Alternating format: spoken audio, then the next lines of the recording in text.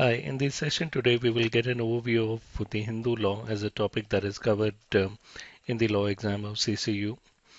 The syllabus covers the following topics. Who is a Hindu? What is the criteria followed to identify whether an individual is a Hindu or not? Sources of Hindu law talks about the ancient sources, modern sources that are covered as a part of this topic. Schools of Hindu law primarily talks about Mitakshara and Dayabhaga and its sub-schools, and looks at what is a custom and how a ritual becomes a custom.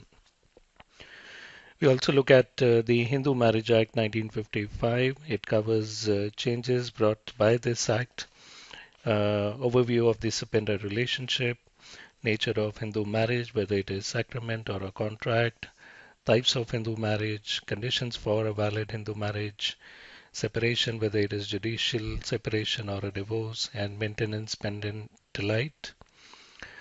The Hindu law also covers the Hindu Minority and Guardianship Act 1956, covers the objectives and the reasons behind the act, and also talks about who's a minor and a guardian, and types of guardian, whether they are natural guardians, testamentary guardians, guardians appointed by court, de facto guardian, or ad hoc guardian. The Hindu Adoption and Maintenance Act 1956. It covers capacity of a male or a female to take an adoption, persons who are capable of giving a child in adoption and who may be adopted, along with other topics like doctrine of relation back and doctrine of factum valid. The Hindu Succession Act 1956. This act extends to whole of India except Jammu and Kashmir. It covers objectives, schemes, features of this act, concept of joint family, concept of corpus seniori, rules of succession, whether it is Hindu male, women estate property of female Hindu to be her absolute property, which is Istri Dhan. The Hindu Disposition Act 1916 is also covered as a part of the Hindu law. And then there are other generic topics like debt, gifts, will, and religious endowments. Debts primarily, we talk about antecedent debts. As gifts, it is a relinquishment without consideration of one's own right in property and the creation of the right of another. A gift is completed only on the other's acceptance of the gift.